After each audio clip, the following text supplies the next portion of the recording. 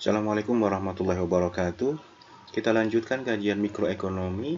Hari ini kita bahas monopolistic competition atau persaingan monopolistik dan oligopoli. Masih bersama saya Yaya Rohmana dari Fakultas Pendidikan Ekonomi dan Bisnis Universitas Pendidikan Indonesia. Nah, setelah mempelajari video pembelajaran ini, Anda diharapkan mampu yang pertama memahami dan menyebutkan karakteristik persaingan monopolistik dan juga oligopoli, kemudian jelaskan mengapa persaingan monopolis hanya memperoleh keuntungan normal dalam jangka panjang. Yang ketiga, perilaku apa yang paling umum dalam persaingan monopolistik, jelaskan karakteristik oligopoli, dalam bentuk apa persaingan terjadi dalam monopoli, mengapa kerjasama antar rival paling sering terjadi dalam oligopoli, yang ketujuh, hubungan mengapa kurva permintaan patah pada perusahaan oligopoli, Kedelapan, bandingkan insentif dan hambatan kolusi di antara oligopolis. Dan yang kesembilan, apa perbedaan dan persamaan di antara keempat model struktur pasar yang ada itu. Oke, kita tahu misalkan ada perusahaan butik besar yang memangkas harga hingga 70%. Gitu. Butik-butik kecil yang melayani pedagang-pedagang yang melayani pelanggan barang-barang mewah harus menutup pintu mereka gara-gara butik besar ini memangkas harga hingga 70% gitu. Di lain waktu ada perusahaan yang menawarkan jaminan harga rendah. Jika bahkan bilang jika Anda menemukan barang yang sama dengan harga relatif lebih rendah, maka kata perusahaan itu akan mengembalikan uang Anda plus 10%. Nah, perusahaan itu sama sekali tidak sendirian dalam menyamai harga bersaing. Banyak perusahaan lain juga mengklaim jaminan harga seperti ini. Nah, inti dari contoh-contoh ini adalah bahwa perusahaan sering tidak bertindak secara independen dari perusahaan lain.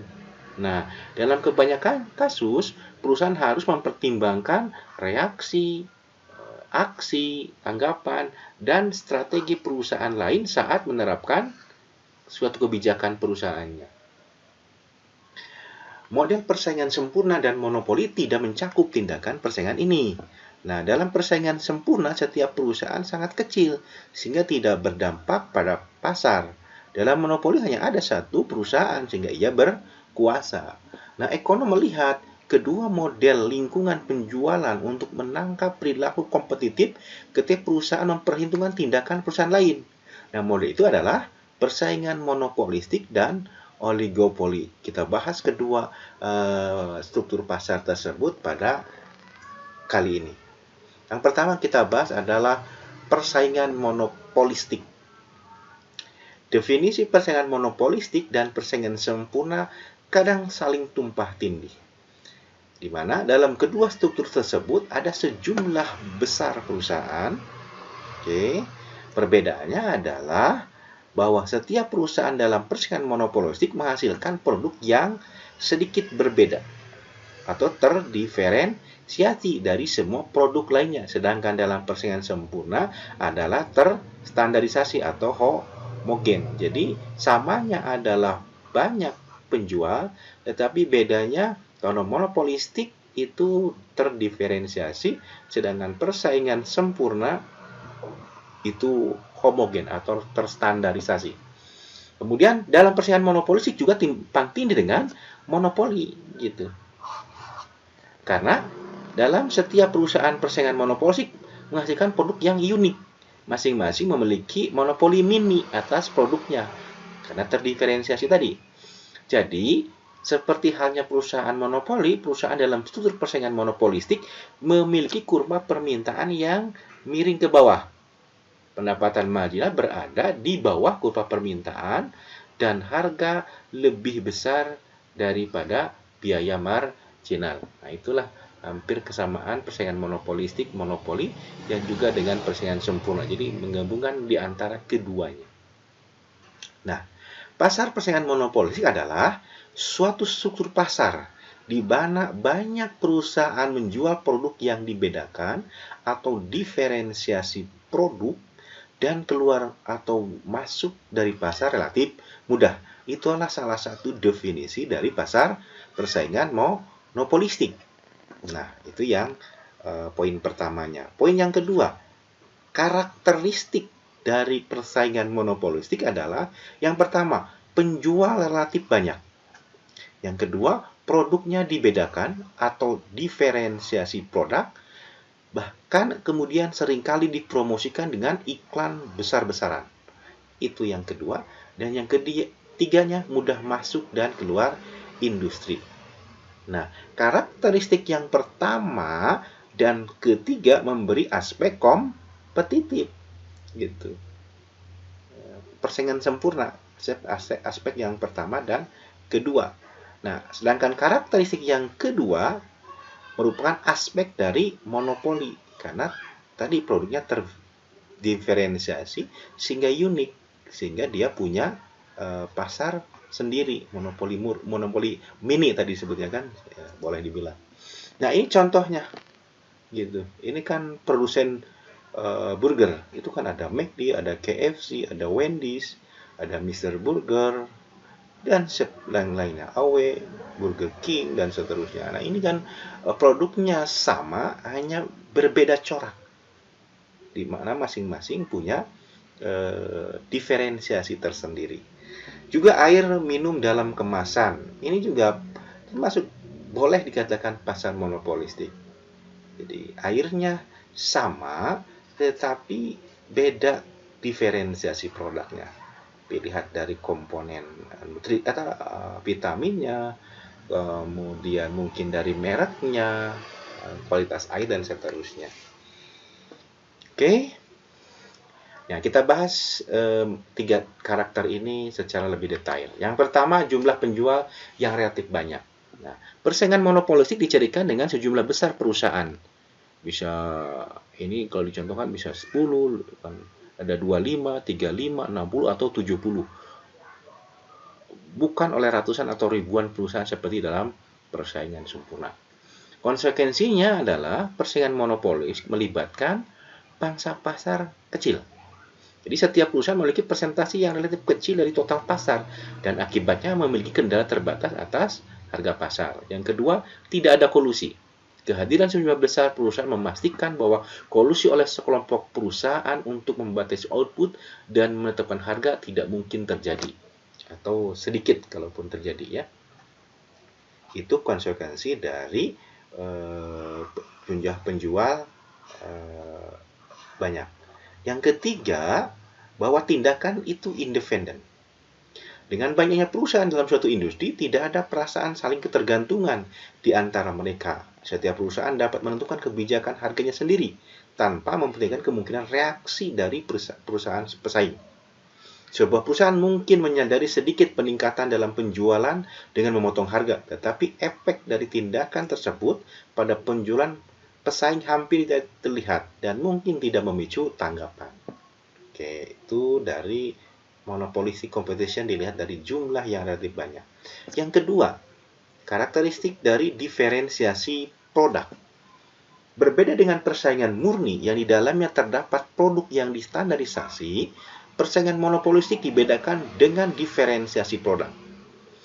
Apa itu diferensiasi produk? Nah, ini kira-kira definisi, salah satu definisinya.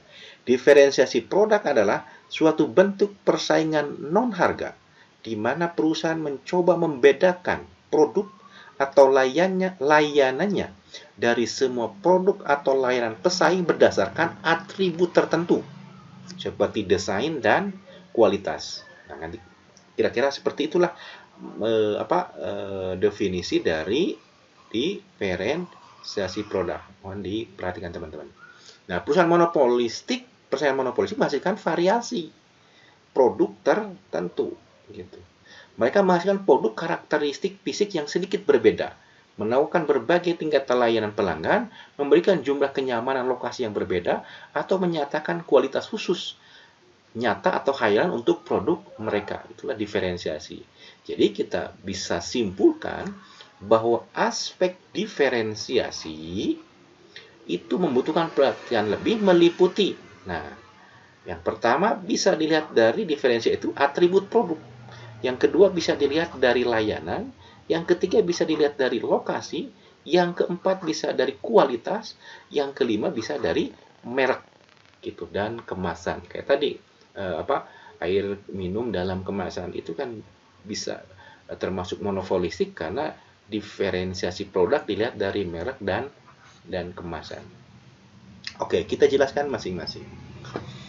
Nah, diferensiasi berdasarkan atribut produk sekarang. Diferensiasi produk mungkin memerlukan perbedaan fisik atau kualitatif dalam produk itu sendiri.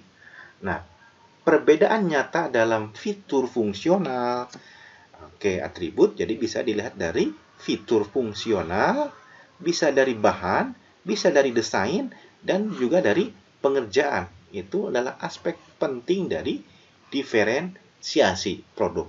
Nah, diferensiasi ini bisa kita sebut juga diferensiasi berdasarkan style atau tipe. Misalnya, komputer pribadi atau personal komputer PC bisa berbeda dalam hal kapasitas penyimpanan, itu juga diferensiasi kan? Kemudian dari kecepatan juga bisa, tampilan grafik juga bisa, atau perangkat lunak yang tambahannya yang disertakan. Itu menjadi pembeda. Maka itu juga bisa diferensiasi berdasarkan atributnya. Oke, yang kedua contoh, ada lusinan prinsip persaingan buku teks ekonomi yang berbeda.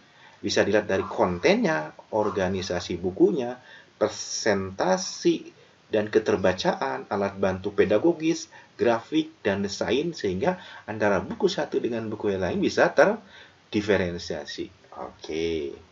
Contoh berikutnya, sebagian besar kota memiliki berbagai toko retail yang menjual pakaian pria dan wanita yang sangat berbeda dalam gaya, dalam bahan, dan kualitas pekerjaan. Oke. Faktanya, diferensiasi produk merupakan karakteristik sebagian besar barang konsumen. Selama orang berbeda dalam selera, produsen merasa mungkin dan menguntungkan untuk menawarkan variasi. Oke, jadi pahami ya, itulah diferensi berdasarkan atribut dari produk yang bisa dilihat dari fitur fungsional, bahan, desain, pengerjaan. Gitu. Oke, yang kedua diferensiasi berdasarkan layanan. Itu yang B. Servis. Layanan dan kondisi atau persyaratan seputar penjualan suatu produk juga merupakan bentuk diferensiasi produk. Daya tarik prestise dari toko, gitu kan. Kemudian kesopanan dan keramahan pegawai, kemudian reputasi perusahaan untuk melayani, menukar produknya, ada kredit yang disediakan, adalah semua aspek layanan yang merupakan bentuk dari diferensiasi. Oke, misalnya, toko sepatu mungkin menekankan pada pengetahuan tentang mode dan manfaat daripada pegawainya. Itu juga kan layanan. Jadi kalau pelayanannya pengetahuan modenya bagus, kemudian bagaimana manfaat dari produk tersebut dijelaskan dengan detail dari pegawainya, maka itu merupakan aspek layanan dan itu bisa menjadi diferensiasi. Pelanggan mungkin lebih memilih dari cleaning 1 hari daripada 3 hari dengan kualitas yang sama. Itu juga berarti kecepatan layanan misalkan, ya. Oke. Berikutnya yang ketiga atau yang C misalkan, diferensiasi berdasarkan lokasi. Produk juga dapat dibedakan melalui lokasi atau aksesibilitas toko yang menjualnya. Mereka bersaing terutama berdasarkan lokasi dekat dengan pelanggan dan terletak di jalan yang sibuk atau jalan yang ramai. Misalnya, toko swalayan kecil berhasil bersaing dengan supermarket besar meskipun minimarket itu memiliki rangkaian produk yang lebih terbatas dan mengenakan harga yang lebih tinggi karena dia berada di lokasi yang dekat dengan pelanggan. Jalannya yang ramai gitu akan lebih memudahkan sehingga itu menjadi diferensiasi tersendiri. Kemudian contoh yang kedua adalah kedekatan hotel dengan jalan raya antar kota memberikannya keuntungan lokasi yang memungkinkannya untuk mengenakan tarif kamar yang lebih tinggi daripada hotel terdekat di lokasi yang kurang nyaman. Itu juga diferensiasi. Jadi kadang yang dekat dengan jalan yang raya, tarif hotel yang tinggi tidak kemudian pelanggan kabur, tapi justru mempertimbangkan kebermanfaatan lokasi yang begitu dekat kemana-mana, itu menjadi pertimbangan konsumen, walaupun harganya lebih tinggi. Nah, faktanya banyak industri yang bersaing secara monopolistik menyediakan barang-barang yang dibedakan berdasarkan lokasinya. Hal ini terutama terjadi dalam industri jasa. Misalkan tadi ada industri jasa dry cleaners hingga penata rambut, di mana pelanggan seringkali memilih penjual yang paling dekat daripada yang termurah. Gitu. Itu berarti diferensiasi berdasarkan lokasi. Berikutnya, diferensiasi berdasarkan kualitas. Oke. Coklat, seperti banyak lainnya, ada berbagai kualitas yang memungkinkan. Anda bisa mendapatkan sepeda yang bisa digunakan dengan harga kurang dari 1 juta. Anda juga bisa mendapatkan sepeda yang jauh lebih mewah dengan harga 10 kali lipat. Nah, itu semua tergantung dari seberapa penting kualitas tambahan bagi Anda. Dan seberapa besar akan kehilangan hal-hal yang lain yang dapat Anda beli dengan uang itu. Nah, konsumen berbeda-beda dalam hal apa yang bersedia mereka bayar untuk kualitas yang lebih tinggi. Produsen dapat membedakan produk mereka berdasarkan kualitasnya kalau begitu kan. Beberapa menawarkan produk berkualitas rendah dengan harga murah. Sedangkan lainnya menawarkan produk berkualitas tinggi dengan harga yang lebih tinggi. Gitu. Nah, diferensiasi produk kemudian dapat mengambil beberapa bentuk.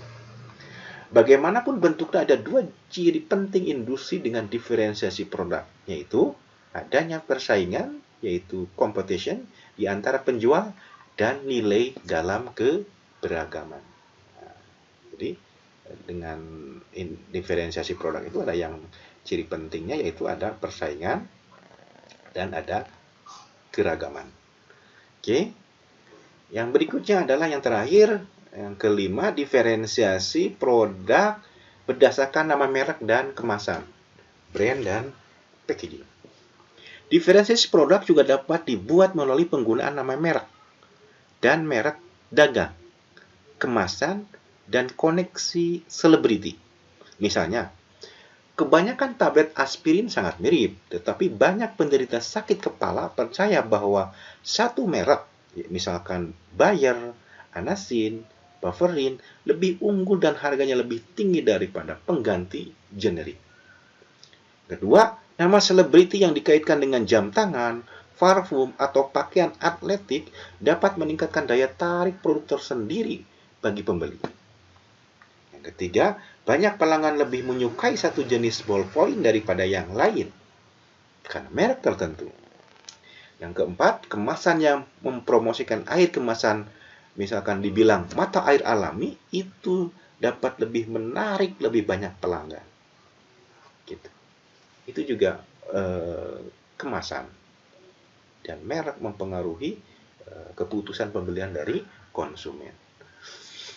Nah, meskipun jumlah perusahaan relatif banyak, pesaing monopolistik memiliki kendali atas harga produk mereka karena ada diferensiasi produk. Jika konsumen lebih menyukai produk dari penjual tertentu, maka dalam batas tertentu mereka akan membayar lebih untuk memuaskan preferensi mereka. Gitu. Siap mereka membayar lebih karena memang dia menyukai produk tertentu. Gitu. Nah, penjual dan pembeli tidak terhubung secara acak seperti dalam persaingan sempurna, tetapi kontrol pesaing monopolistik atas harga sangat terbatas karena ada banyak pengganti potensial untuk produknya. Nah, kontroversi tentang diferensiasi produk yaitu tidak ada diskusi tentang diferensiasi produk yang lengkap tanpa menghabiskan setidaknya pada 2 masalah terkait, yaitu periklanan dan nama merek. Oke, ciri karakteristik yang ketiga adalah tadi kan diferensiasi produk. Yang ketiga karakternya adalah mudah masuk dan keluar dari industri. Masuk ke dalam industri persaingan monopolistik relatif lebih mudah dibanding dengan oligopoli atau monopoli murni. Nah, karena pesaing monopolistik biasanya adalah perusahaan kecil, baik secara absolut maupun relatif, maka skala ekonominya sedikit dan persyaratan modalnya lebih rendah. Di sisi lain, dibandingkan dengan persaingan murni, hambatan finansial mungkin timbul dari kebutuhan untuk mengembangkan, mengiklankan produk yang berbeda dari produk pesaing. Berikutnya, beberapa perusahaan mungkin memiliki rahasia dagang yang berkaitan dengan produk mereka atau memegang merek dagang pada nama mereka, sehingga sulit dan mahal bagi perusahaan lain untuk meniru mereka. Nah, kemudian, keluar dari industri persaingan monopolistik juga relatif mudah. Nah, tidak ada yang mencegah pesaing monopolistik yang jika tidak menguntungkan untuk melakukan keluar dari bisnis dan menutup usahanya. Itulah ciri yang ketiga bahwa di pasar monopolistik mudah masuk keluar dalam industri. Beberapa industri manufaktur adalah contoh yang mendekati persaingan monopolistik. Contoh barang manufaktur yang diproduksi dalam industri yang bersaing secara monopolistik adalah perhiasan, juga ada aspal, palet kayu, barang dari kulit, pipa plastik, tas tekstil, lemari dapur. Nah, itu contoh barang manufaktur persaingan monopolistik. Selain itu, banyak juga perusahaan eceran di wilayah metropolitan memiliki persaingan monopolistik, termasuk toko bahan makanan, salon rambut, dry cleaners, toko pakaian, dan juga restoran. Nah, selain itu banyak penyedia layanan profesional seperti perawatan medis, bantuan hukum, penjualan real estate adalah pesaing-pesaing dari monopolistik. Oke. Nah, yang membedakan persaingan monopolistik dari monopoli adalah kemudahan masuk, gitu. Itu dari dibandingkan dengan monopoli. Jadi setiap kali perusahaan dalam persaingan monopolistik memperoleh laba di atas normal, maka perusahaan baru masuk. Dan entry ini berlanjut sampai kemudian memperoleh labanya normal, baru berhenti. Nah, dalam monopoli, perusahaan dapat memperoleh keuntungan di atas normal dalam jangka panjang. Sedangkan di pasar persaingan monopolistik, dalam jangka panjang adalah normal, long run profitnya. Kompetisi persaingan juga normal. Nah, kalau di monopoli bisa, karena dia kan hanya satu-satunya perusahaan. Kalau di persaingan sempurna kan banyak, ini juga banyak. Produknya identik atau terstandar kalau di persaingan monopolistik. Kalau di ini kan cuma satu-satunya, tapi kalau di monopolistic competition, produknya adalah banyak dengan diferensiasi produk yang khasnya itu kan. Oke, saya pikir itu kalau ini entry-nya kan mudah, ini karena satu-satunya dia monopoli tidak mungkin, dan ini mudah. Dan kemudian demand curve-nya ini horizontal, perfectly elastic. Kalau ini kan miring ke bawah, menurun ke bawah, ini juga menurun ke bawah. Kemudian price and marginal cost, kalau di pasar sempurna MP sama dengan P, kalau di sini MC lebih kecil daripada P, ini juga sama, MC lebih kecil daripada P, atau P lebih besar daripada MC, ya kan? Ini juga sama, P lebih besar daripada MC. Kalau di sini P sama dengan MC di sempurna. Oke, kemudian kita bahas harga dan output dalam persaingan monopolistik. Perusahaan persaingan monopolistik itu menghasilkan produk yang berbeda atau diferensiasi produk.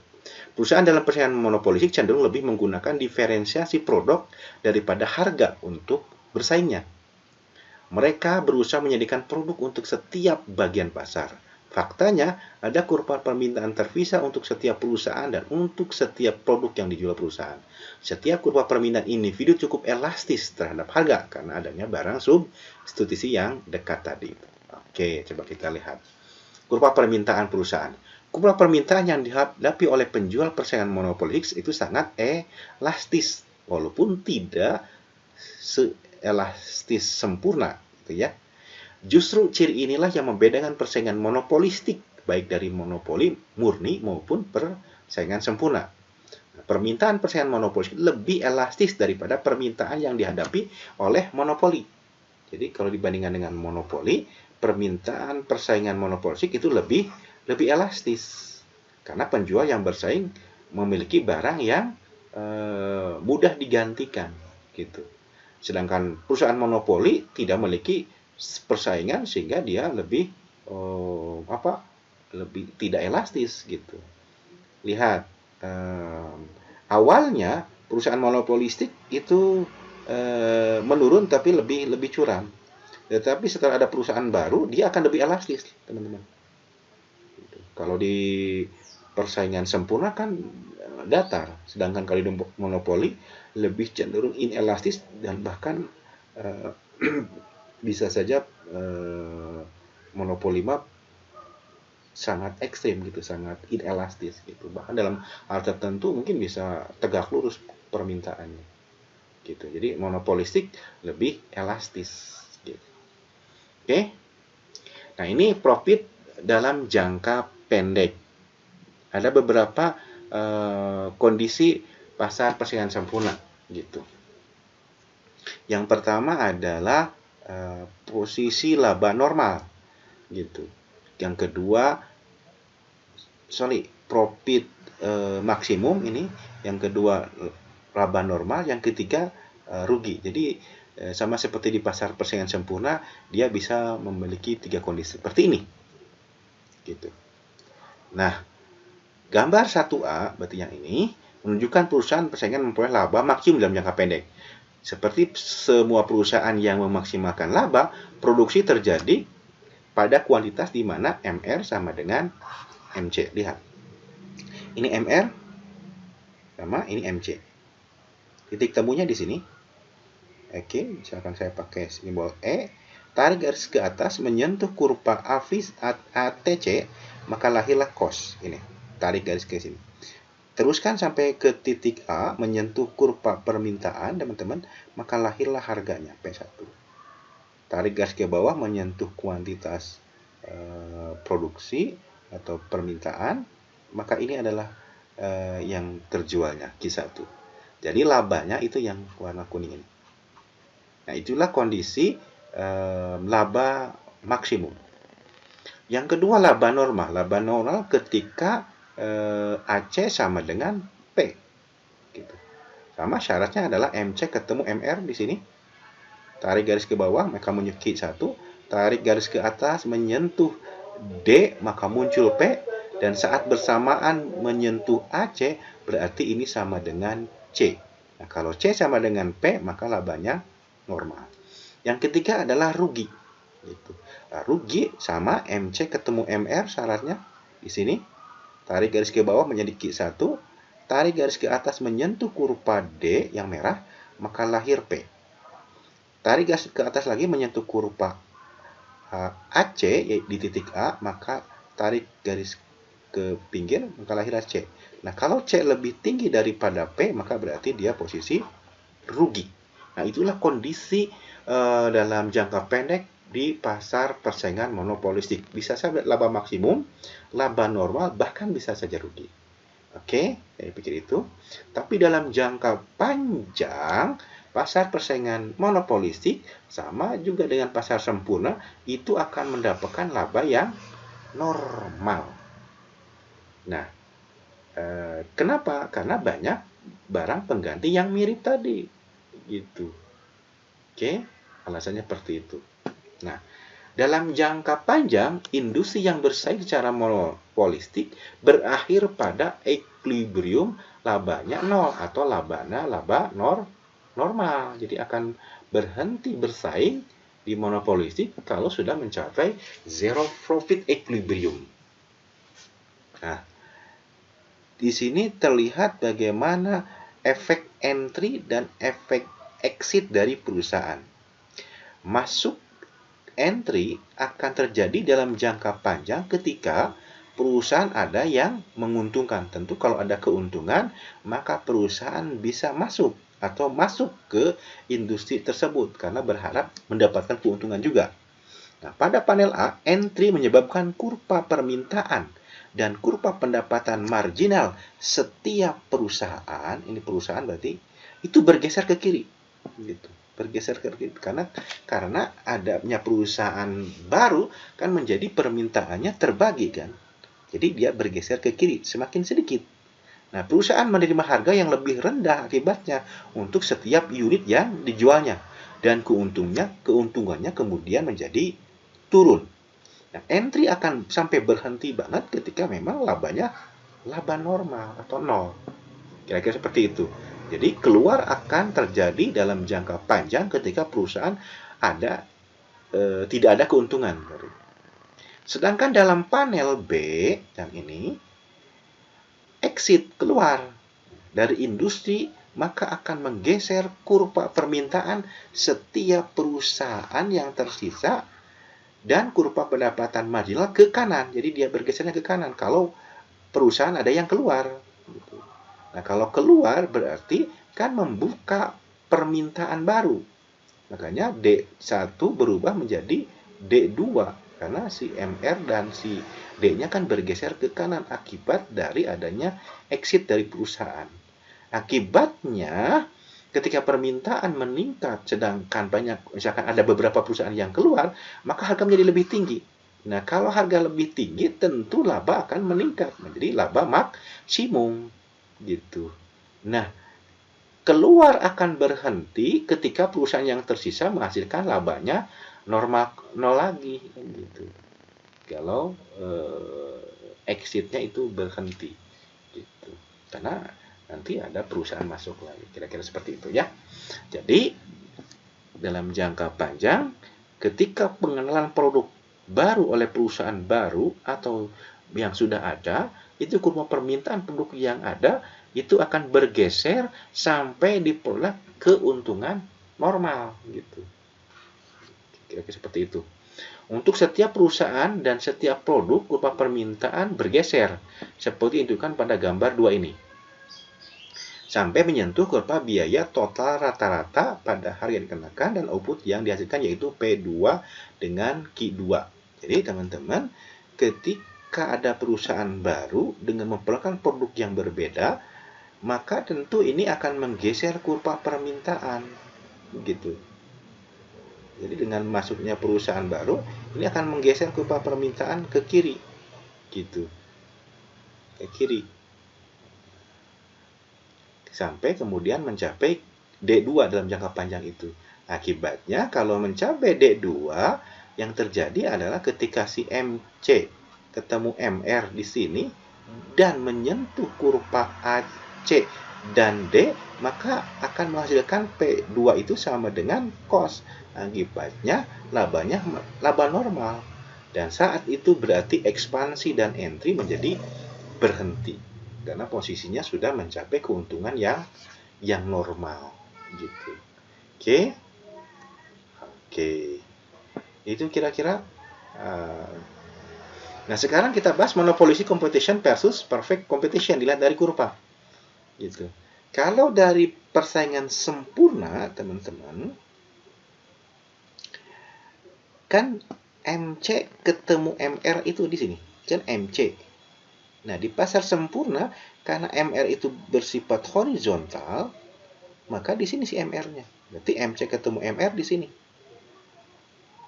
Oke, saat bersamaan menyentuh kurva ATC, berarti biayanya juga di sini. Cost-nya di sini. Dan menyentuh MR atau permintaan, maka harganya dengan kuantitas yang lebih banyak yaitu di PC.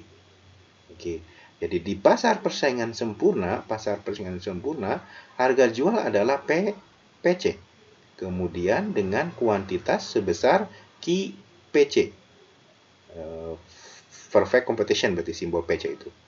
Oke. Nah, kalau di pasar monopolistik karena MR-nya itu slope kurva permintaannya berbentuk negatif, turun dari kiri atas ke kanan bawah, maka si MR-nya juga sama. Dia seperti ini slope-nya menurun gitu, tidak sama seperti di sempurna yang horizontal. Nah, ketika MC ketemu MR berarti kan dia di sini.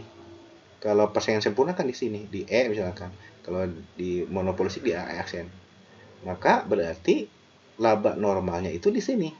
Karena saat bersamaan si MC sama dengan C gitu. Karena menyentuh kurva D dan menyentuh kurva AC di sini.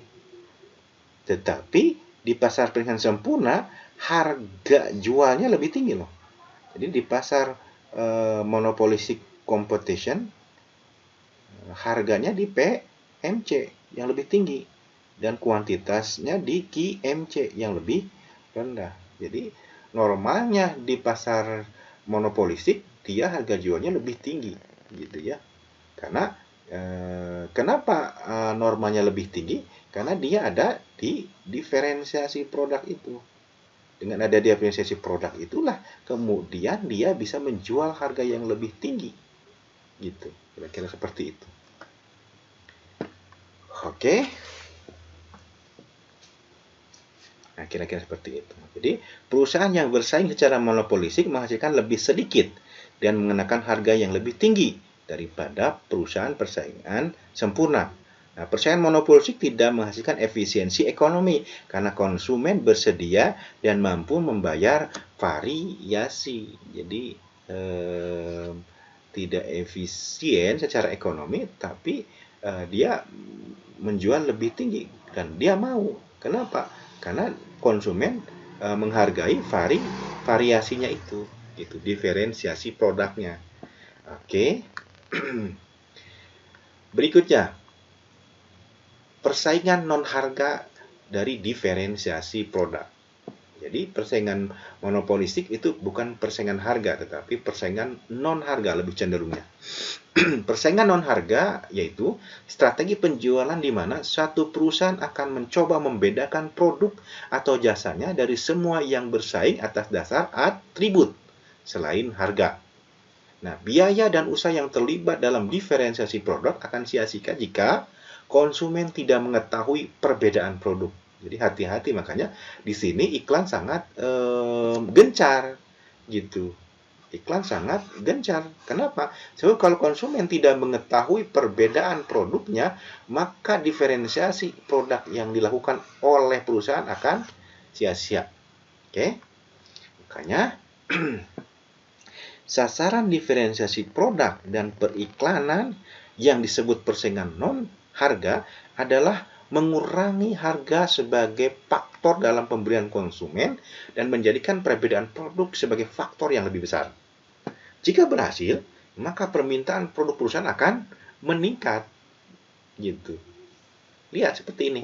Jadi kalau diferensiasi produk dan periklannya itu bagus, maka teman-teman permintaan perusahaan itu akan meningkat dari D1 ke D2 gitu. Kalau ininya berhasil. Nah, permintaan perusahaan juga akan menjadi kurang elastis gitu, atau inelastis, yaitu kurang peka terhadap perubahan harga. Kenapa? Karena loyalitas yang lebih besar terhadap produk perusahaan. Jadi akibat dari diferensiasi produk dan iklan di perusahaan monopolis itu kurva permintaan jadi lebih elastis loh. Inelastis di sini, lebih inelastis dibanding sebelum yang lebih elastis gitu. Karena loyalitas gitu. Kayak Anda minum air dalam kemasan, coba. Air minum dalam kemasan. Merek apa yang membuat Anda lebih loyal gitu. Kalau tidak minum air itu tuh kayak gimana gitu. Nah, itu berarti Anda termasuk di produk yang mengkonsumsi produk diferensiasi produk dan juga ada iklan. Sehingga Anda lebih inelastis. Jadi kalau ditanya minum apa, pasti minumnya itu mereknya. Saya mohon maaf tidak bisa menyebutkan merek misalkan. Tapi Anda bisa paham maksud saya. Oke? Nah, itulah monopolistic competition. Berikutnya kita bahas oligopoly. Oligopoly adalah teori struktur pasar berdasarkan 3 asumsi. Pertama, sedikit penjual, banyak pembeli. Yang kedua, perusahaan yang memproduksi produk homogen atau juga boleh berbeda corak atau diferensiasi produk. Yang ketiga, hambatan masuk yang signifikan. Nah, itu disebut dengan oligopoli. Definisi yang kedua adalah juga Anda bisa boleh katakan bahwa oligopoli adalah suatu struktur pasar yang didominasi oleh beberapa produsen besar dengan produk homogen atau terdiferensiasi. Mungkin yang lebih mudah didefinisikan ini. Itulah oligopoli. ungkapan beberapa produsen besar tentu tidak jelas karena model pasar oligopoli mencakup banyak hal, berkisar antara monopoli murni di satu sisi dan persaingan monopolistik di sisi lain. Namun secara umum ketika Anda mendengar istilah 3 besar, 4 besar, atau 6 besar, Anda yakin bahwa istilah tersebut merujuk pada industri oligopoli. Jadi kalau ada produk yang dikuasai oleh 3 perusahaan besar, 4 perusahaan besar, 6 perusahaan besar, 7 perusahaan besar, itu cenderung berarti oligopolis. Contoh industri yang merupakan oligopoli adalah ada ban, ada semen, ada rokok, ada tembaga, ada bola lampu, ada pesawat terbang, ada kendaraan bermotor, dan telekomunikasi. Nah, ini contoh industri oligopoli. Ini kan nama-nama merek mobil terkenal di dunia misalkan. Oke. Dan juga industri pesawat, ada Boeing gitu. Ada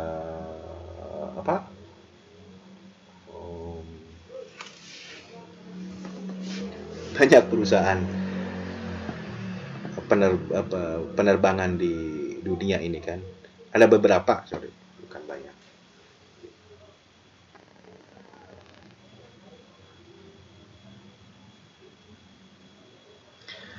Yang kedua adalah produknya homogen atau diferensiasi. Oligopoli dapat berupa oligopoli homogen atau oligopoli terdiferensiasi. Tergantung pada apakah perusahaan dalam oligopoli tersebut memiliki hasil produk yang distandarisasi atau homogen atau terdiferensiasi. Nah, kalau banyak produk industri, misalkan baja, seng, tembaga, aluminium, timbal, semen, alkohol, hampir merupakan produk yang terstandar. Berarti dia termasuk oligopoli yang bentuknya distandarisasi atau homogen. Tetapi banyak juga industri yang untuk konsumsi, gitu. Kalau ini untuk produk industri, berarti lebih condong ke standarisasi. Kalau produk barang konsumsi seperti mobil, ban, peralatan rumah tangga, peralatan elektronik, sereal, sarapan, rokok, dan banyak barang olahraga, itu merupakan oligopoli terdiferensiasi.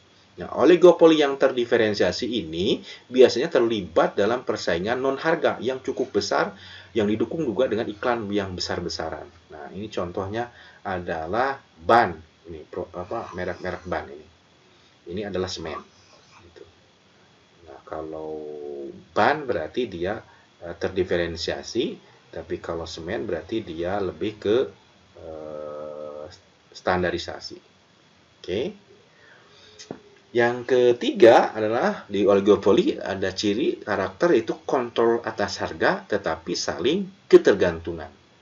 Nah, karena sedikit perusahaan dalam industri oligopolistik, setiap perusahaan adalah pembuat harga, price makers. Seperti perusahaan monopoli, ia dapat menetapkan harga dan tingkat output untuk memaksimalkan keuntungannya.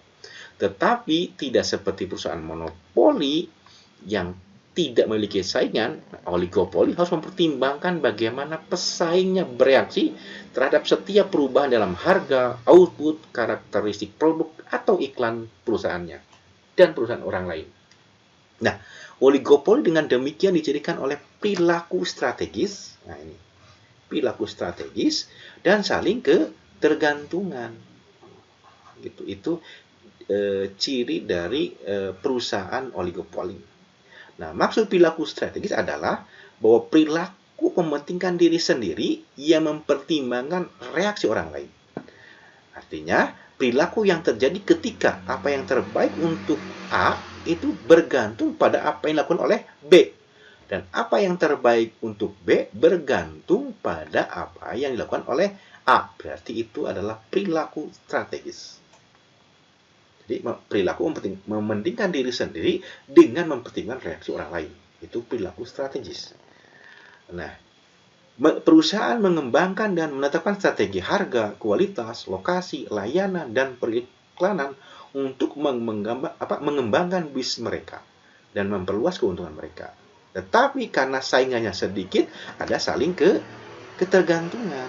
Yang kedua, yang pertama ini. Nah, jadi situasi di mana keuntungan setiap perusahaan tidak hanya bergantung pada harga dan strategi penjualan sendiri, tapi juga pada perusahaan orang lain dalam industri yang sangat terkonsentrasi. Jadi, perusahaan oligopolistik mendasarkan keputusan mereka pada bagaimana menurut mereka saingan akan bereaksi. Contoh, dalam memutuskan apakah akan menaikkan harga kosmetiknya, si misalkan L'Oreal itu akan mencoba memprediksi respon dari produsen besar lainnya seperti klinik.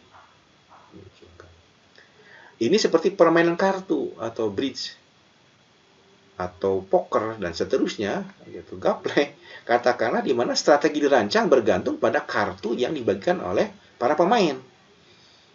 Ada strategi yang penawarannya underbidding gitu, yang lebih rendah, atau over yang lebih tinggi penawarannya, atau ada yang menggertak gitu, atau yang menipu dan lainnya. Itu dalam permainan kan seperti itu.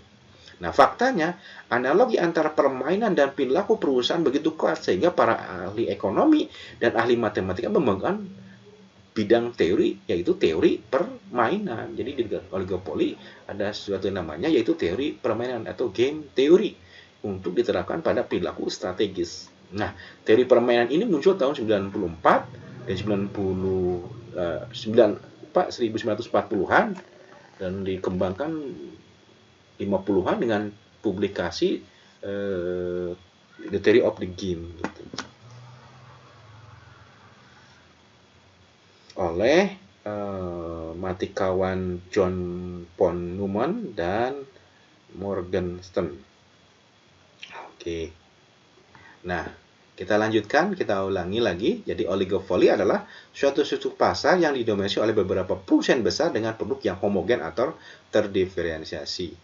Atau teori struktur pasar berdasarkan 3 asumsi: sedikit penjual, banyak pembeli, perusahaan memproduksi produk homogen atau berbeda corak, dan hambatan masuk yang signifikan.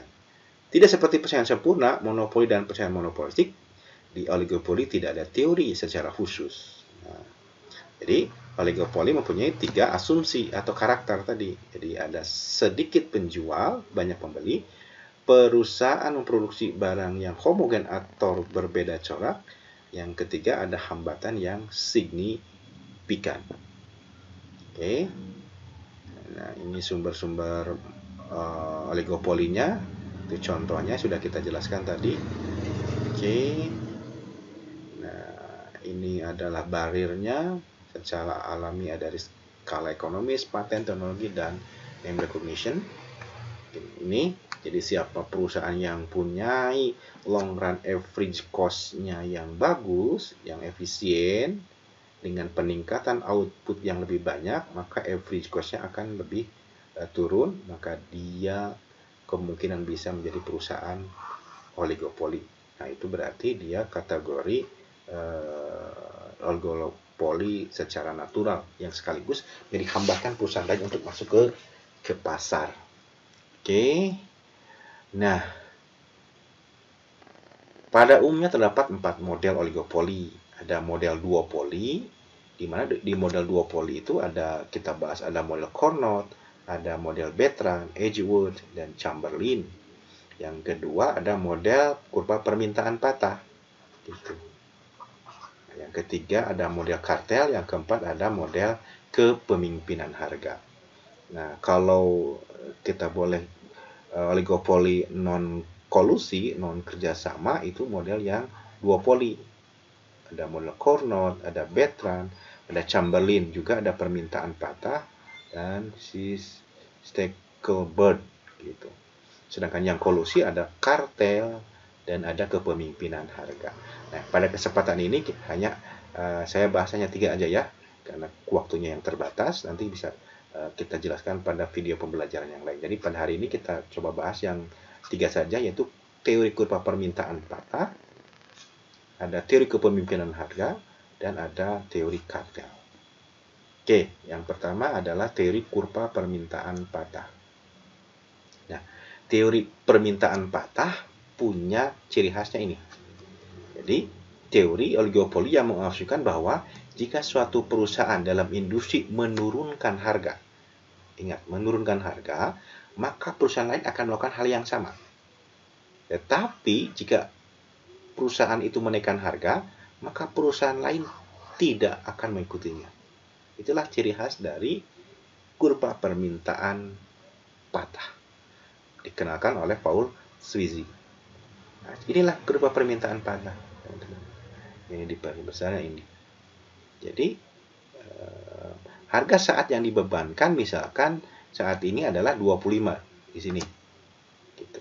Pada saat 25, maka yang diminta itu berarti 20.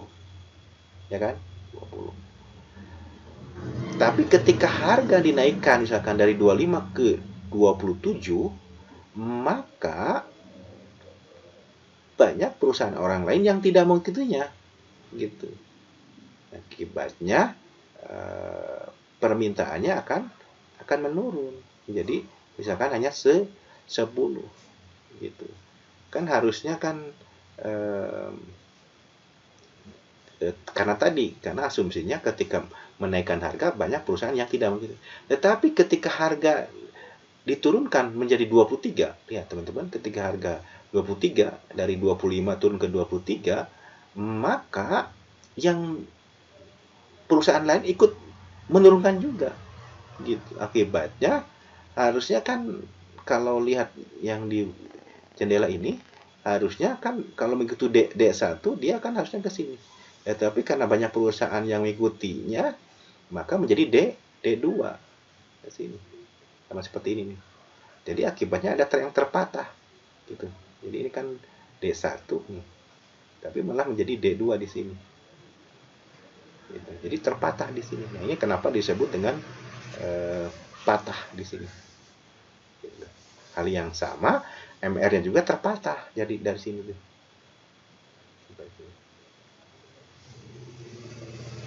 Oke. Jadi perpatahan menandakan bahwa perusahaan lain merespon secara radikal, secara berbeda terhadap kenaikan harga suatu perusahaan daripada mereka melakukan terhadap penurunan harga. Gitu. Jadi kalau harganya naik tidak mau diikuti, tapi kalau harga turun maka perusahaan lain juga menurunkan harga. Gitu. Oke.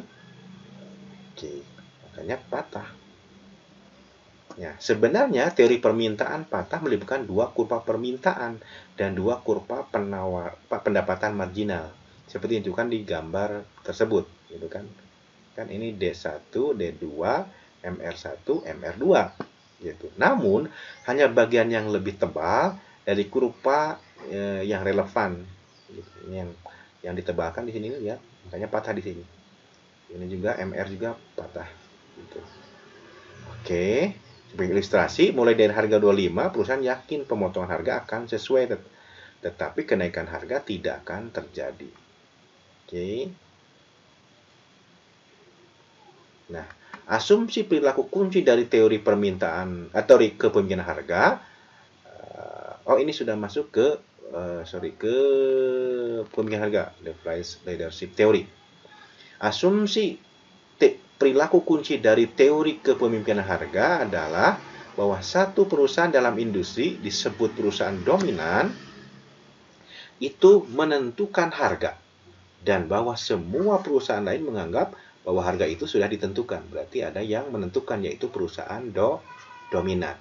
Misalkan ada 10 perusahaan dalam suatu industri, misalkan dari firm A sampai J, bahwa perusahaan A adalah perusahaan dominan. Perusahaan A jauh lebih besar daripada perusahaan pesaingnya. Nah, perusahaan dominan tidak perlu menjadi perusahaan terbesar sebenarnya di industrinya. Itu bisa terjadi ketika perusahaannya dengan biaya yang terendah. Gitu, biasa saja kan. Nah, perusahaan dominan menetapkan harga, tapi biasanya perusahaan yang besar itulah yang dominan biasanya. Nah, perusahaan yang dominan menetapkan harga yang maksimal keuntungannya, dan semua perusahaan lain menganggap harga itu sudah ditentukan. Semua perusahaan lain kemudian dipandang sebagai pengambil harga, price takers. Dengan demikian, mereka menyamakan harga dengan biaya marginal masing-masing. Jadi, teori kepemimpinan harga adalah perusahaan dominan dalam industri menentukan harga dan semua perusahaan ini menganggap harga adalah sudah ditentukan. Nah, penjelasan kepemimpinan harga menunjukkan bahwa perusahaan dominan bertindak tanpa memperhatikan perusahaan lain dalam industri dan memaksa perusahaan lain untuk beradaptasi. Nah, asumsi ini tidak sepenuhnya benar. Perusahaan dominan menentukan harga berdasarkan informasi yang dimilikinya tentang perusahaan lain dalam industri, seperti yang digambarkan pada gambar berikut.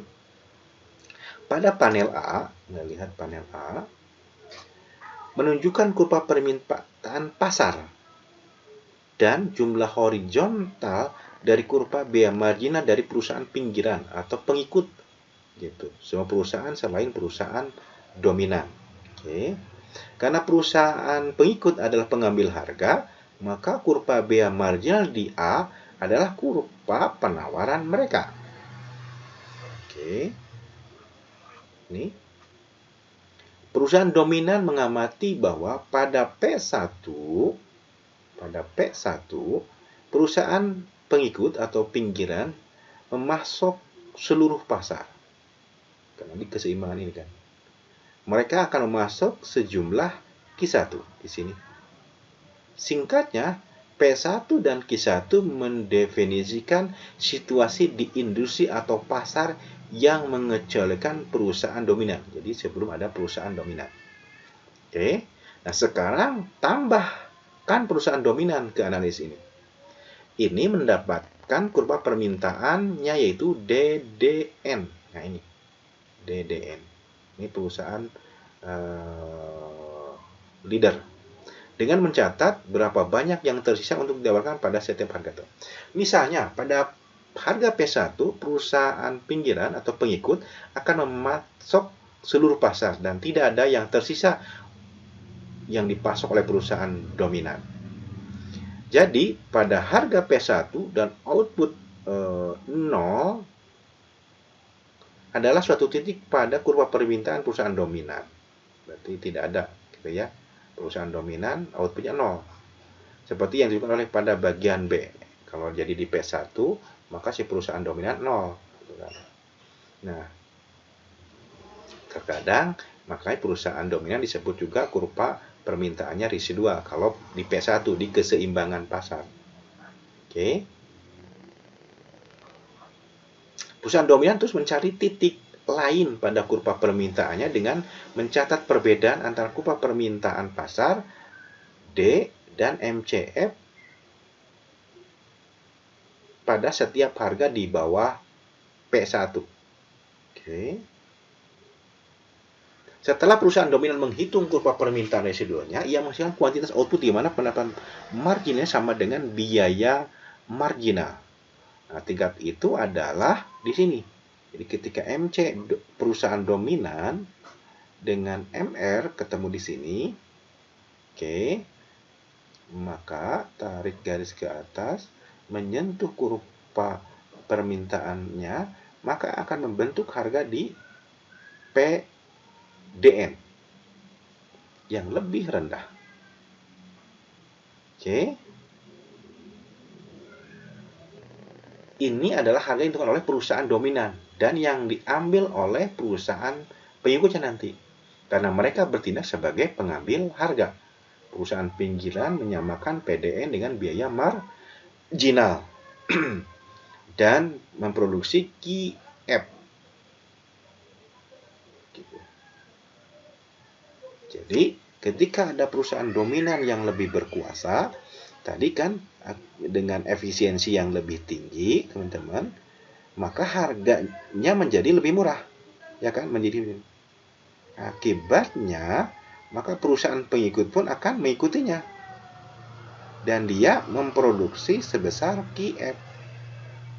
Sedangkan sisanya yang ini, sampai sini, itu akan diproduksi oleh, atau disuplai oleh perusahaan yang dominan. Kira-kira seperti itu. Oke?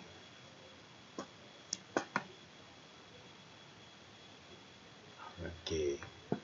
Ini seperti terjadi pada perusahaan misalkan industri otomotif, misalkan yang dikuasai oleh General Motor, perusahaan-perusahaan ini bisa mempertimbangkan itunya, atau dari ban ini Goodyear, gitu kan.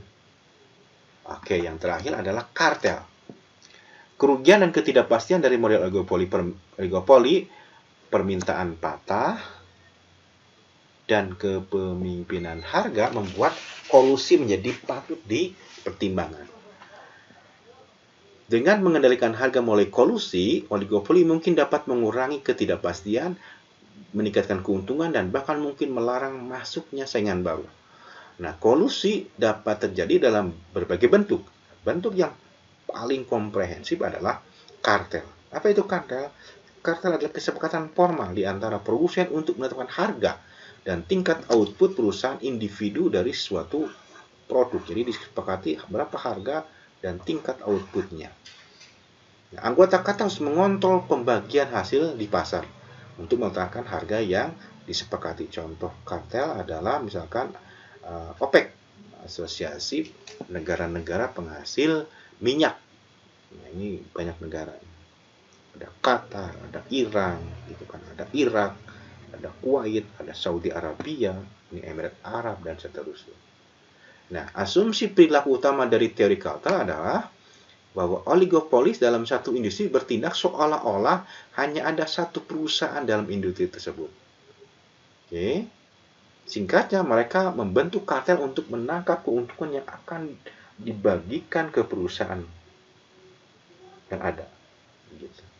Nah, kartel adalah organisasi perusahaan yang mengurangi output dan meningkatkan harga dalam upaya meningkatkan keuntungan mereka.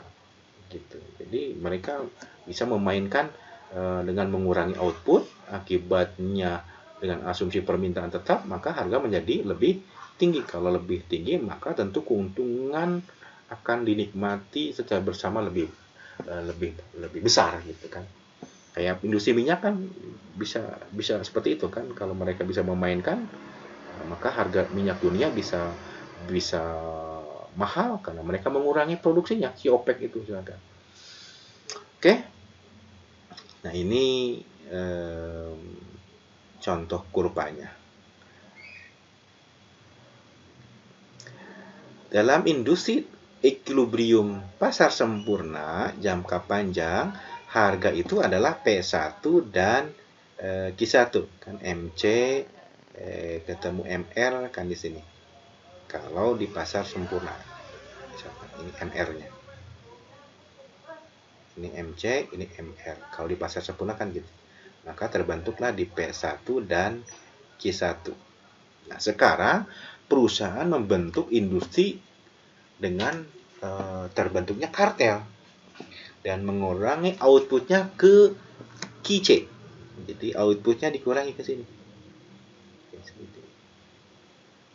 Oke. Maka yang terbentuk adalah MC ketemu MR-nya di sini. Ya kan? MC ketemu MR-nya di sini. Oligopoli kan gitu. Ini kartel. Menyentuh AC, maka ini cost-nya. Menyentuh kurva D di titik A, maka P-nya. Lihat, dengan demikian mengurangi output dari Q1 ke Q-C, itu akan menaikkan harga. Akibatnya, laba lah diperoleh oleh mereka. Gitu. Jadi tanpa kartel, tidak ada keuntungan yang lebih besar. Tapi dengan kartel, keuntungan bisa diperoleh dengan baik. Nah, dengan demikian, perusahaan memiliki insentif untuk membentuk kartel dan berperilaku kooperatif daripada harus bersaing. Nah, berikutnya, bisa Anda lihat, sebelum kartel dibentuk, perusahaan berada dalam equilibrium kompetitif jangka panjang, yaitu tadi di Q1 dan P1, akan di sini. Itu dalam posisi pasar persaingan sempurna dengan MC ketemu MR di sini. Oke, ini kan bisa D sama dengan MR juga. Oke, di pasar sempurna. Jadi ini menghasilkan keuntungan 0 atau labanya laba normal. Nah, selanjutnya ia mengurangi outputnya ke QC tadi, ke QC kan ke sini. Ke QC. Seperti yang dilakukan oleh kartel. Kartel telah menetapkan kuota untuk setiap anggotanya dan membebankan harga kartel sebesar PC. Oke. Sebesar PC. Oke. Jadi sekarang perusahaan mendapatkan keuntungan yang sama dengan area C, ini C, PC, A, B. Jadi ini dapat keuntungan seperti ini. Oke. Nah, apa yang terjadi jika perusahaan mencurangi perjanjian kartel dan memproduksi QCC? Jadi kartelnya tidak kompak misalkan. Memproduksi malah dibanyakin. Nah, selama perusahaan lain tidak berbuat curang, maka perusahaan ini memandang bahwa kurva permintaannya horizontal pada harga kartel, yaitu PC.